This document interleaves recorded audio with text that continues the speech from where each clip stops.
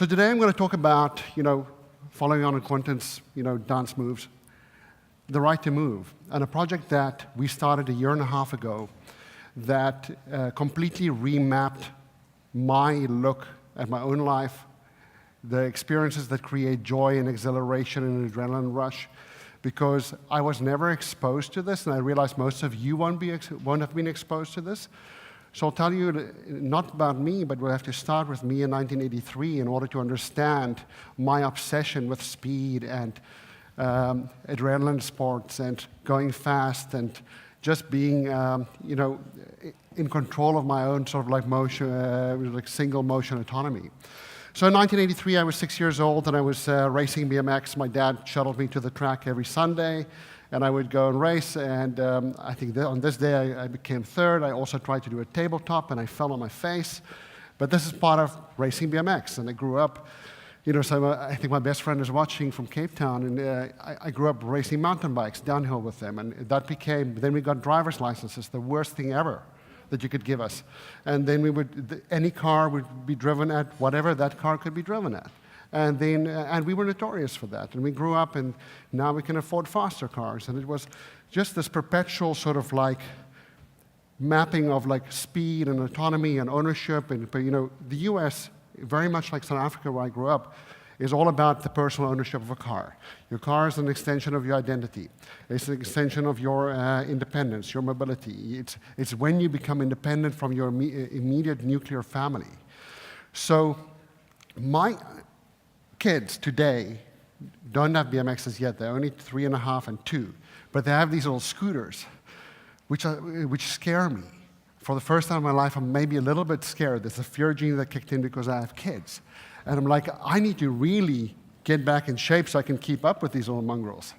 And up until I had kids, my idea of ownership of my personal sort of like single straight line autonomy was like any vehicle, any stunt, anything that I'm yet to learn or experience, I'm going to do it so that if I want to go in a straight line over Lake Como, I can take a boat, and I can take a helicopter, and then a car. And that's what I thought until a couple of years ago. And it was ridiculous. And then, so that was my idea of a multimodal future. Then I went to MIT, and the first week there, I realized there was a car design class with GM and Frank Gehry, and I was so excited about this class because I'm not going to go and design the future of transport. So who shows up to a car design class at MIT? In 2004. 15 dudes with fast cars, or who want fast cars, who likes driving fast, and one woman. And I'm like, well, at that time, I didn't really understand that this is probably not the best way to resolve multimodal transport and transport futures for the world, but we started working. This is a soft car that we worked on that was like, imagine if we take a Segway and merge that with a sedan chair. We remove all the social issues with being pulled in a sedan chair or a rickshaw, and you just have a large format Segway. So we imagined these things. We built some of them, but we never really went all out and commercialized this technology. This was part of so out of this program also came the foldable car, the city car, the athlete car, and I'm still friends with all the people that I went to school with working on this. And the next step post-MIT was not this enlightenment of electric transport is our future, or the sharing economy is where it's at. All or most of the people from the car group still had this affinity, and me especially, that there's still the singular focus on buying the fastest or renting the fastest car when I'm in Germany on the Autobahn, and I'm still a petrol head. And while the rest of the world changed and said, the future is shared everything. The future is electric. The future is less consumption, not more consumption, less individual ownership, not more of it. So for anybody who lives in New York City, where I live now, I work out of New Lab in New York, you would have seen most of these brands down in New York. You see most of them, or variants of them. You're in Boston and Providence. I saw the jump bikes up at the station. Jump bikes are my neighbors downstairs in New Lab. I had no idea the scale that these guys rapidly built to when they were sold to Uber. I knew them as the guys downstairs. And they were testing in the Navy Yard, and I didn't have time to go and test this electric shared bike. I was too busy building my own stuff. And to that point, 5 years ago, I had to decide, that, what do I cut out of my life? What do you say no to in a signal overload city like New York City in order to get your own work done? So I was super excited about, having been able to work sort of peripherally in the future of mobility. And then I asked myself, so what's missing? And surely having a personal electric aircraft, that's what's missing from our personal mobility life. Do you guys agree?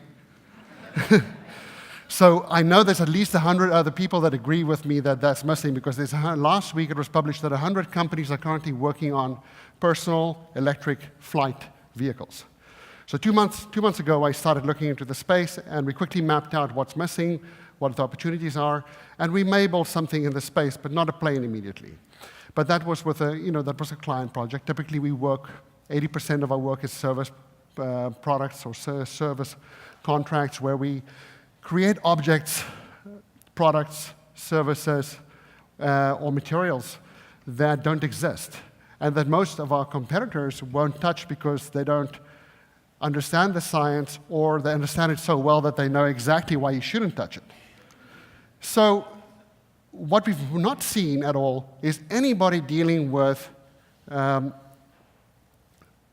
public transport, public access for people with disability. And I, having worked in transport solutions and futurist conversations since 2004, always also paid no cadence to it until my grandmother had to be loaded in my dad's car. It was always a struggle because the wheelchair, was a little bit chunky and it didn't fit in the back, and it was a hassle. And it was sort of like something that most of society pushes aside. So this is now going out of sequence because I would learn yesterday, because I'm the storyteller, I can make things up as I go along. But Alex Zanardi, a few weeks ago, won the DTM race in Misano, Italy. Now, he was a Formula One driver, lost both his legs, and BMW modified a car for him with hand control. So he raced against able-bodied drivers in that race and came 5th, because he chose not to go do a second pit stop when everyone was freaking out about a change in weather. So based on strategy and just his own capability with hand controls, he came 5th in that race, which he normally loses. Okay?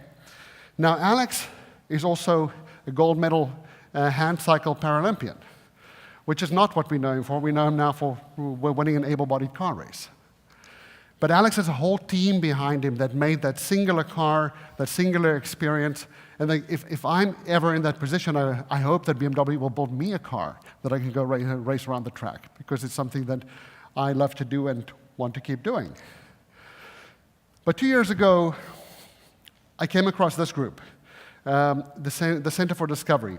3 guys at the Center for Discovery were, for the 5 years before meeting me, building prototypes to figure out how to turn normal wheelchairs into assisted mobility devices, into electric wheelchairs temporarily, by modularizing the platform that the wheelchair plugs into. So they did 5 years of research, did all the data scraping around what exactly the brief should be for that product that we're going to build. But they came to me with a product that weighed 95 pounds after 5 years, and that fit only a small handful of wheelchairs. But they said, we know it can be done, and we want you to do it. We want you to build us a unit that's portable, affordable, lightweight, and fits 95% of the wheelchairs in the market. And my team, we've got an extremely talented young team, and we said, no problem. Every 8 weeks, we'll give you a new version. So every 8 weeks, we had a new prototype in their hands for testing. And they brutalized these prototypes. These guys had no respect for our prototype. They broke it, they took it apart. I've never seen a client behave like this with the prototype that we gave them.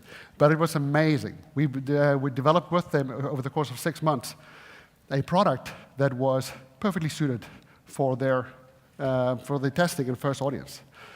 They came to us because we had developed all these robotics in recent memory for able-bodied people.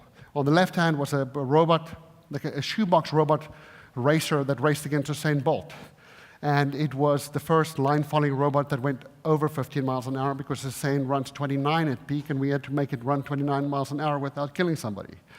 Then for KLM, we built a piece of luggage robotics that scans your boarding pass, and it basically carries your luggage. Because you're an able-bodied person, but you're just lazy, you don't want to carry your luggage, or the wheel is maybe a little bit dodgy, and you want to go explore. No. But on the right-hand side is a training robot for the NFL that combines the old-school combine cone drills and completely removes the cones, and all the athlete has to do is chase that device. And it does a differential score based on the data stream from the athlete and the robot, and you can score the entire NFL lineup based on the agility, the agility performance is a function of cognitive and athletic performance simultaneously.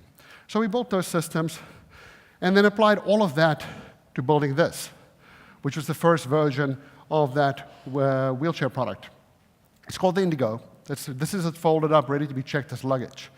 That's it unfolded, and that's a wheelchair backed onto it.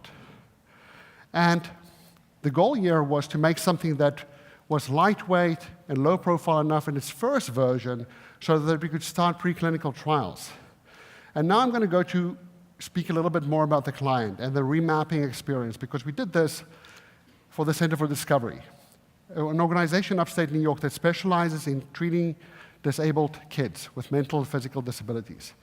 And up until the moment when we started this project, my perception of joy and adrenaline and that rush was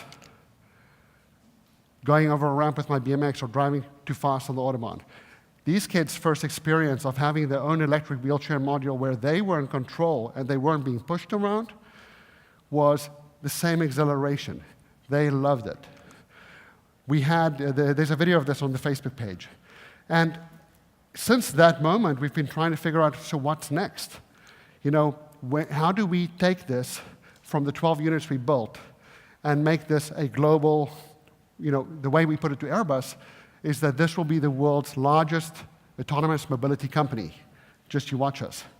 That's when Airbus invited us to their business accelerator in Toulouse, France, that starts next month. So what's the next step? These are not the only disabled or kids or people out in our country. You see headlines like this. This was a government employee who was in San Francisco meeting Uber to talk about disability access. And then when he got back, he had to crawl off the plane because United didn't give him an airline, also a wheelchair, to get him off the plane fast enough. And he was also pushy. He was like, he wanted to get off. He's like, I'll crawl myself off this aircraft because I don't need you to give me attitude about getting me off the aircraft. It was resolved, but aging population, people who need assistance in airport and public spaces, these are the people beyond these kids that will need help. 40% of the Japanese population will be elderly. The US baby boomer population, they're all going to need assisted mobility devices in some sort of format. We have to negotiate what can be checked as luggage, because everything has batteries. The battery how do you design a device that can be authorized to pass through TSA and be checked as baggage without removing the battery? That's a major scientific problem, or a regulatory issue that we have to deal with. These are our clients, veterans. When we launched the product originally last year, we had a veteran who was a double amputee who can walk, yes. Each of his legs costs $250,000. He walks on them. But every now and then he wants to use his wheelchair and just chill out. And he loves the device. Why do they love it so much? Because they can decouple the wheelchair from the electric module, and both can load into a normal car. So you don't need a minivan where you drive in the back, or a school bus where the ramp slowly comes down. How did we go? Like, shh. It's just, we want to make the technology accessible without having to change behavior relative to how normal people would be able to access these same type of services. So the question I got asked about 2 weeks ago by a technology transfer office was, why are you working on this and not solving cancer? I'm like, because, biochemistry was not my favorite subject, but I can build anything. And what we're building now is we're building a service platform to make these publicly accessible, rentable service vehicles throughout the world, starting with 2 major international airports. We're building direct-to-consumer devices that can be given to all these kids that need them first. And then we're building a business that has multiple verticals that can be funded individually and as a whole. And we're partnering with some of the biggest transportation and mobility companies in the world to get the word out and to invest and buy the technology. So if you find yourself in New York, come visit us at 10X Beta inside New Lab in Brooklyn. Thank you.